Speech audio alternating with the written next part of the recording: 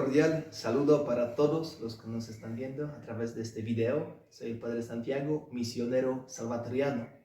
Los saludo desde México. En este pequeño mensaje dirigido a todos mis hermanos, hermanas en la fe, mis hermanos sacerdotes, religiosos, religiosas, quiero invitarlos a todos ustedes a confiar en la infinita misericordia de Dios y promover también este culto de la Divina Misericordia. Nos acercamos a la fiesta dedicada precisamente a la Divina Misericordia que celebraremos una semana después de Pascua, de la resurrección de nuestro Señor Jesús. Y Jesús quiere para que nosotros, yo, tú, todos nosotros seamos los apóstoles de la Buena Nueva, pero también de esta Buena Nueva porque precisamente habla sobre el poder de la Divina Misericordia. Jesús ha dado a Santa Sor Faustina, su secretaria, un mensaje especial que ella escribió en este libro llamado Diario Espiritual. El mensaje central es invitar a todos nosotros, convencer a todos nosotros sobre el poder y la fuerza de la misericordia de Dios, que es capaz de acabar con odio, con rencores, con discordias, es capaz de acabar con los conflictos, incluso con las guerras. Si nosotros con fe pedimos a Dios y repetimos así como lo hacemos en la coronilla de la Divina Misericordia: Jesús, en ti confío. Nuestra tarea es conocer más esta fuerza que Jesús derrama sobre nosotros y que en la manera más plena se celebra el día de la fiesta de la misericordia. Yo los invito a conocer Diario Espiritual de Santa Sor Faustina, la imagen, también su simbólica de esta imagen, colores, también mensaje central, porque nos habla sobre la fuerza de los sacramentos, sobre todo el sacramento de la penitencia y sacramento de la Eucaristía. Los invito también a conocer el significado muy profundo de la fiesta de la Divina Misericordia, relacionada con la Pascua del Señor, con la resurrección de Jesús. Y al final, rezar, conocer y rezar la coronilla a la Divina Misericordia. Un arma muy poderosa para pedir por nuestra propia conversión, por nuestro cambio personal, pero también por la conversión de nuestros amigos, familiares, por la conversión de todo el mundo. Que Dios los bendiga.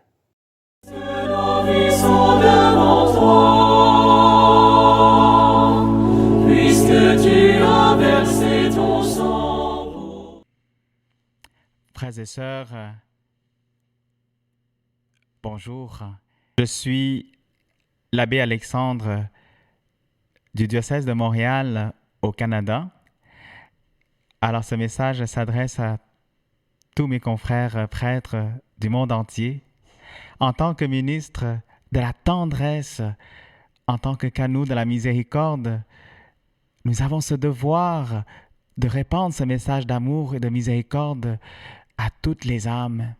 Le Seigneur a promis aux prêtres qui proclament sa miséricorde la grâce de toucher les cœurs, et même les cœurs les plus endurcis. Il nous promet de donner une force extraordinaire de toucher ces cœurs. Vous imaginez? Alors c'est aussi le temps favorable, c'est le temps béni. Le Seigneur a promis beaucoup de grâce aux âmes. Alors, nous avons ce devoir, oui, d'annoncer par toute notre vie le message d'amour, de bonté et de miséricorde. Le Seigneur a promis aussi la paix. L'humanité ne trouvera pas la paix si elle ne revient pas vers la source de la miséricorde, le cœur compatissant et miséricordieux de Jésus. Ce message est extraordinaire et le temps est favorable. Mes frères, donnons du temps. Investissons effort, énergie. Tous les talents que Dieu nous donne, mettons-les au service pour que l'amour de Dieu soit répandu dans les cœurs par l'action de l'Esprit Saint, mais pour que tant d'âmes qui ne connaissent pas encore la miséricorde puissent être sauvées aussi. Alors, le Seigneur a besoin de nous. Nous sommes les mains et les pieds de Jésus miséricordieux. Que le Seigneur vous bénisse et qu'il vous garde tous. Merci. Puisque tu as versé ton sang pour nous, Seigneur Jésus, pardonne. Hello everyone. In this video, I would like to share with you about the Divine Mercy. This year, we will celebrate the Feast of Divine Mercy on April 24th. It will be the first Sunday after Easter. In the spiritual diary of Saint Faustina, Article 370, we read that no soul will find justification unless it is confidently directed to the mercy of God. It is my confidence that the cross of Christ is the best way to describe the mercy of God. Christ is the model of mercy. Christ is the great heart of mercy. When Jesus was suffering shamefully on the cross for our sins, he prayed to the Father, "Father, forgive them, for they do not know what they do." In the chaplet of the Divine Mercy, which Jesus himself gave to Saint Faustina, we pray that God, through the passion of Christ, may forgive us our sins and the sins of the entire world. The chaplet of the Divine Mercy is the means to reach out to the God of mercy and to enjoy from his fountain of mercy. God is by nature merciful, and he cannot be against himself by being unmerciful. If we understand this reality, we can take advantage of his mercy and the graces we can receive from it. But we must remember that when we receive, we must also give. If God at any time in your life has shown you mercy, you must also do the same. As Christians, we pray, "Father, forgive us our sins, and forgive as we forgive those who trespass against us. I have sinned against God. I have sinned against other people in my life, and for that I need mercy." Now it is your turn to ask yourself if you also need mercy from God. Hi, I am Father Robert Marwain. I belong to the Salvatorians. God bless you.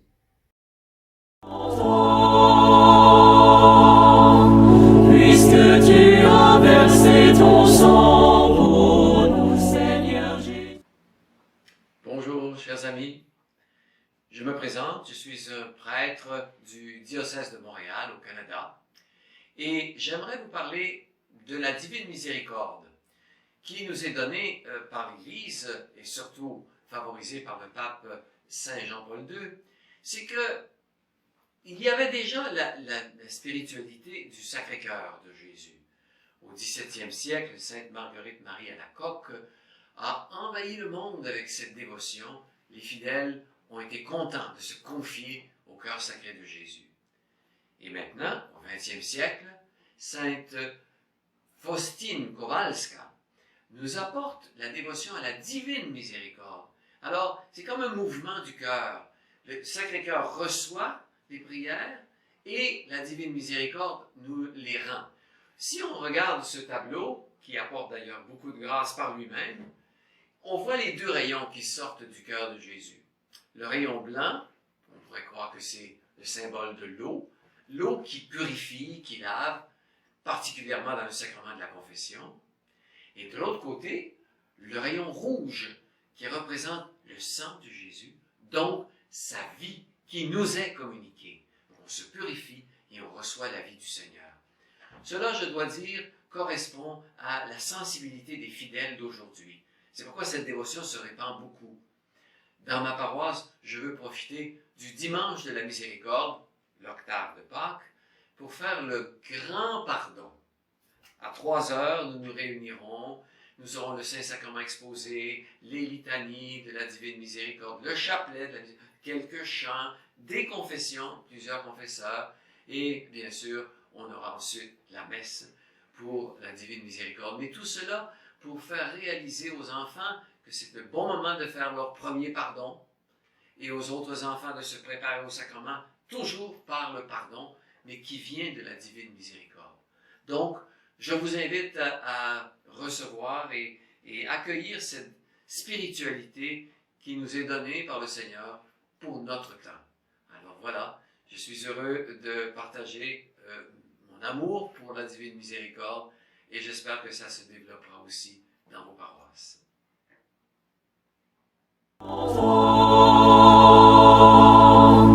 Puisque tu as versé ton sang pour nous, Seigneur Jésus. Bonjour, mon nom c'est Zdzisław Prusaczyk. Je viens de Pologne, je suis prêtre palotin. Et depuis longues années, j'ai travaillé au Rwanda, un beau pays de 1000 collines. Et là où j'ai travaillé pendant plusieurs années aussi au sanctuaire de la miséricorde divine. Là où, comme quelqu'un qui vient de Pologne, donc déçoit à travers aussi la connaissance de Sœur Faustine, Jean-Paul II, aussi les messages de Sœur Faustine, et j'étais touché par cette profondeur du message. Alors j'étais ouvert aussi de l'accueillir moi-même, et j'ai trouvé que ce message qui m'a touché tellement aussi comme un remède, aussi pour toutes les difficultés, je dirais aussi les mal qu'on pouvait expérimenter, ce qu'à la manière particulière je voyais après les génocides au Rwanda. Et donc les gens étaient très ouverts aussi à vivre, aussi à mettre en pratique quelques consignes de Sœur Faustine, d'accueillir aussi Jésus miséricordieux. J'ai confiance en toi, pour moi, signifie d'avoir cette foi confiante en Jésus dans toute réalité de ma vie, sans pour autant de se soucier de ce qui viendra demain. En vivant cette confiance, aussi le Seigneur lui-même nous permet de devenir ses apôtres, parfois à la manière spontanée, sans pour autant aussi de ne pas être conscient que c'est une grande grâce d'être choisi par le Seigneur comme prêtre, comme religieux, religieuse, comme les gens de l'Église, tenant compte que beaucoup du monde, nos frères et sœurs qui cherchent le Seigneur surtout, aussi, ils ont besoin de ce témoignage de la vie quotidienne. Pour moi, comme prêtre aussi dans la confession, je vois que c'est une manière vraiment par excellence que je peux moi-même être touché par la miséricorde, mais aussi je peux aussi transmettre l'amour du Christ, donner cette main tendue vers celui qui est dans le besoin. Donc je nous encourage tous exactement à être dans ces mains de Jésus miséricordieux, dans les mains de Dieu miséricordieux, alors que votre apostolat, à la suite du Christ, à la suite aussi de ces messagers, grands messagers de la miséricorde, qui est les Sœurs Faustine et Jean-Paul II, que le Seigneur vous bénisse, qui vous accompagne dans toutes les dimensions de ces différentes démarches aussi pour proclamer l'amour du Christ. Que Dieu vous bénisse. Merci.